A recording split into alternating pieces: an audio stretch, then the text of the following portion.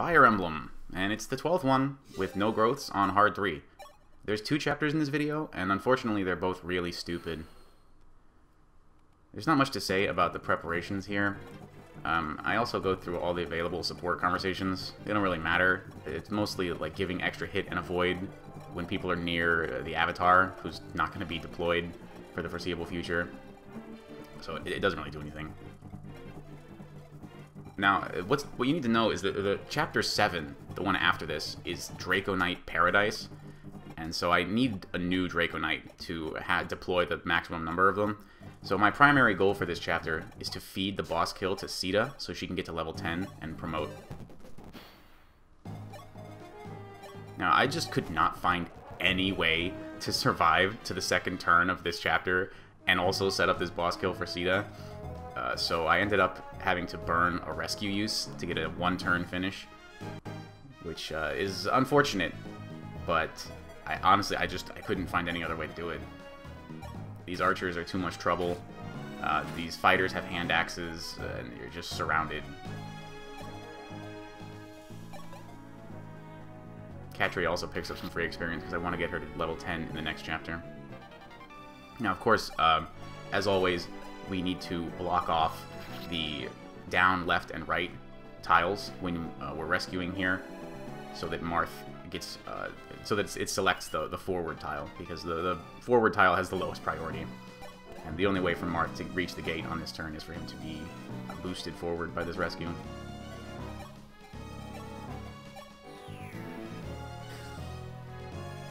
And he can walk on water for whatever reason, and that's the end of that.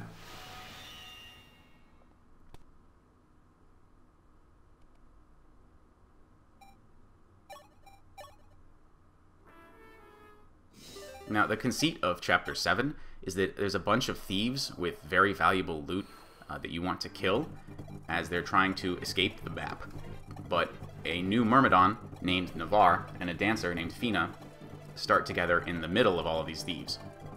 Some of these thieves don't have loot, and they will attack your units instead of trying to run away.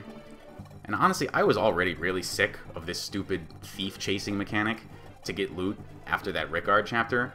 And this is 10 times worse, because there's a lot more of them, and they're all on forest tiles, which means the Draconites are going to have to run the show. And so, indeed, we promote Sita.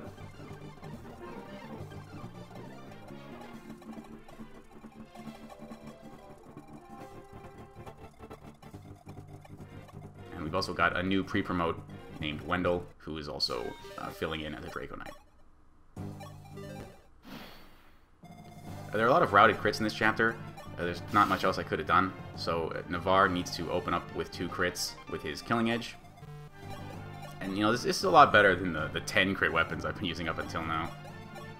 And while we're dealing with all these thieves, we're going to be fighting the first dragon of the game with the rest of our units over in the southwest, near that cave where we started. So I want to show you this thieves range, because Pala just couldn't resist getting a weird crit with her javelin on this thief here in a second. So I want to show you what I was planning to do, which is to keep Aaron and Sita out of this thief's range, so that on enemy phase, the thief will suicide into Wendell's Steel Lance. That was the plan, and I'm going to act like I had to do it, because I don't want you thinking I took more crits than I needed, because I definitely didn't need that crit. He just would have suicided here into Wendell's Steel Lance.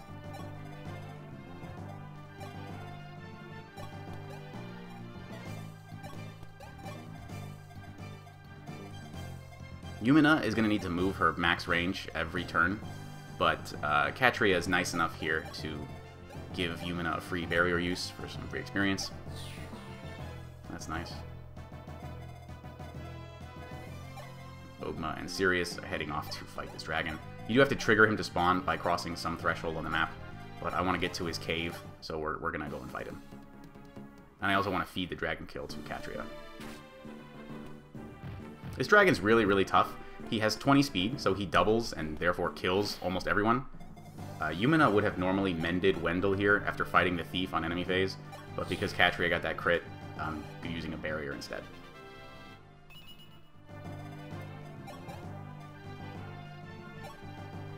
Malicious B rank in stabs gives Navarre an extra point of healing there that he actually needs to survive next enemy phase. So General Ogma can actually survive being doubled by this dragon with his base stats, so that just reinforces how monstrous he is for this point in the game.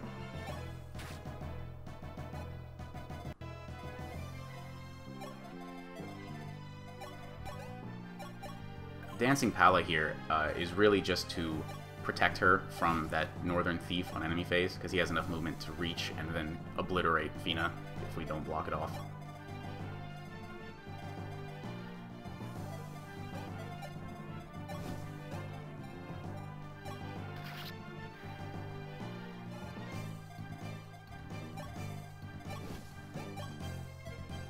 And then Sita is also protecting Fina from that thief, because I just wasn't able to kill him on this turn.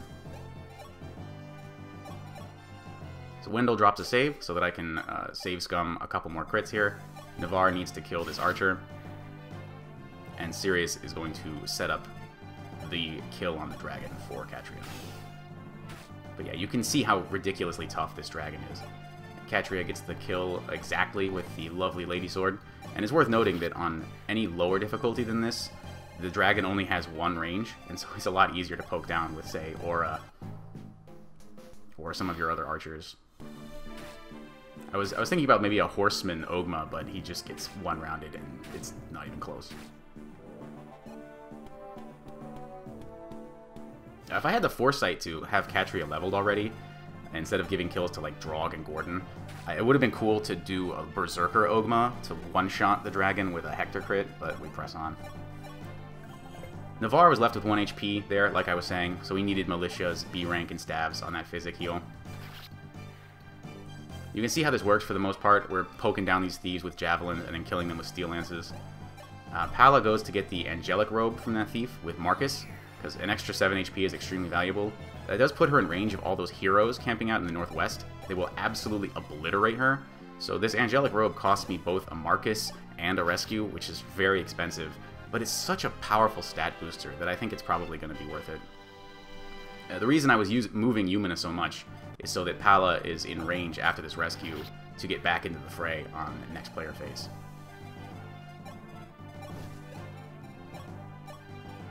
Sita picked up the Scorpio Shard there after killing that thief. It's pretty good, gives +2 speed, so I think we'll see a lot of use on that going forward. Wendell unfortunately needed a 60-something hit there, but that's life.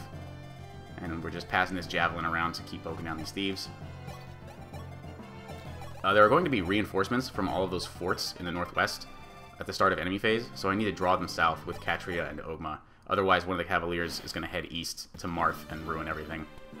And Sirius found a new Physics Staff in the Dragon's Pile of Treasure, so that's pretty cool.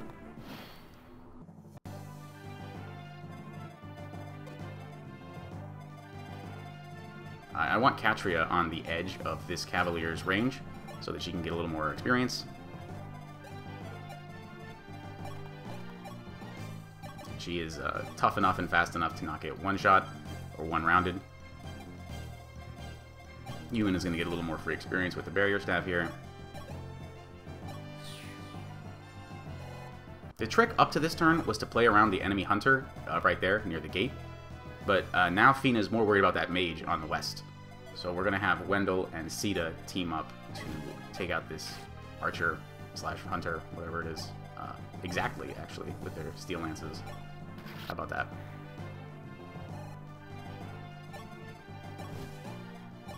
Aaron gets some heavy poke on this thief. And Navarre is now able to finish off this thief by trading away the Gemini Shard. Perfect. And of course he gets a crit when I don't need it.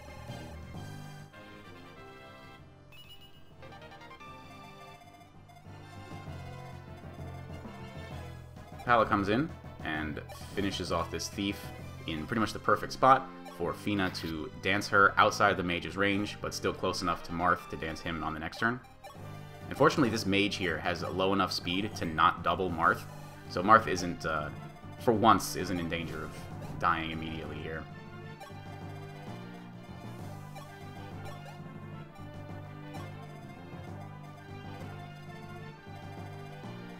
And just making sure that second Cavalier wasn't in range of Catria.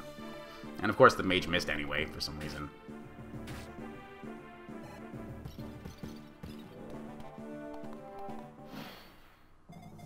Marcus, the Thief Killer, plays his swan song here to pick up the Wodao, which I don't really even want, but I don't feel like lugging around a one-use weapon, and it's satisfying to have killed all of the thieves here.